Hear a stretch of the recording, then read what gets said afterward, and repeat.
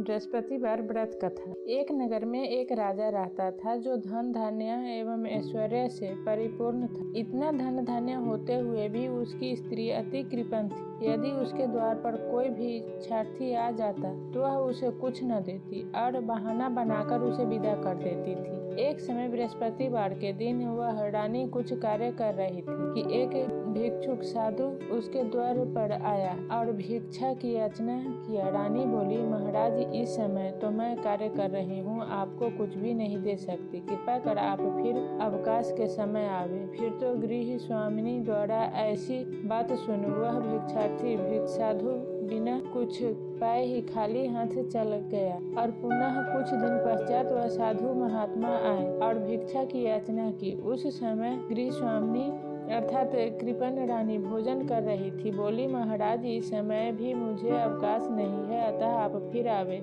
तीसरी बार वे महात्मा पुनः आए तो गृह स्वामिनी ने फिर बहाना बनाकर उन्हें टालना चाहा, परंतु इस बार उन महात्मा ने कहा, मैं जब आता हूँ तब तुम्हें अवकाश ही नहीं रहता, तो क्या जब तुम्हें बिल्कुल अवकाश हो जाए तब तुम मुझे भिक्षा दोगी? गृह स्वामिनी बोली, हाँ महाराज, यदि मुझे अभी अवकाश हो जाए तो अभी दे दो, परंतु क्या बताओ, इस समय मुझे अवकाश नहीं है, नहीं तो अभी दे देती। महात्मा बोले, अच्छा, यदि तुम अवकाश ही चाहती हो तो बृहस्पतिवार को देर से अर्थात दिन चढ़े उठो और सारे घर में झाड़ू आदि लगाकर एक तरफ एकत्र करके रखो और घर में चौका आदि मत लगाओ। घर के पुरुषों के हजामत आदि बनवाने के लिए कह दो तथा रसोई बनाकर चूल्हे रख देना, सामने मत रखना। और सायंकाल जब अंधकार हो जाए तभी दीपक जलाना। बृहस्पतिवार को न तो पीली वस्तु का भोजन करो, न तो पीला वस्तु ही धारण करो। ऐसा करने से तुम्हें अवकाश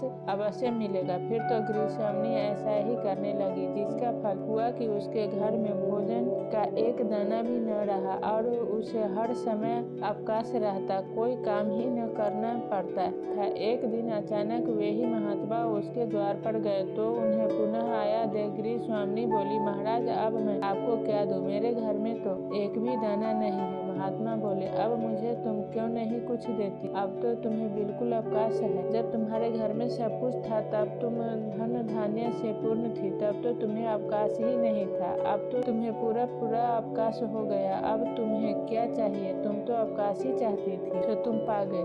गृह स्वामिनी बोली, महाराज, मैं हाथ जोड़कर प्रार्थना करती हूँ कि अब आप ऐसा कोई उपाय बताइए जिससे मैं पहले जैसी ही संपन्न हो जाऊं। मैं प्रतिज्ञा करती हूँ कि आप जैसा कहेंगे वैसा ही करूँगी। फिर तो उसकी प्रार्थना से महात्मा द्रवीभूत हो गए और बोले, अच्छा सुनो, प्रातः ब्रह्म मुहूर्त में उठकर स्नान आदि से निवृत्त होकर अपने घर में गौ के गोबर से लीपकर स्वच्छ करो। घर के पुरुष बृहस्पतिवार को कभी भी हजामत न बनवा कर शुक्रवार को बनवावे। ठीक समय पर सायंकाल दीपक जलाओ। सुधा पीड़ितों को भोजन तथा प्यासों को पानी देती रहो। ऐसा करने से तुम धन धान्य तथा ऐश्वर्य से पूर्ण रहोगी तथा भगवान बृहस्पति जी की कृपा से सब मनोकामनाएं पूर्ण होगी। ऐसा कहवे महात्मा अंतर्ध्यान हो गए। फिर तो उस गृह स्वामिनी ने उनके कहे अनुसार समस्त कार्य करना प्रारंभ किया, जिससे वे भगवान बृहस्पति उसके ऊपर प्रसन्न हुए और वह धन धान्य से पूर्ण हो गई। इस प्रकार नियम पालन करने वाले सभी स्त्री पुरुष बृहस्पति जी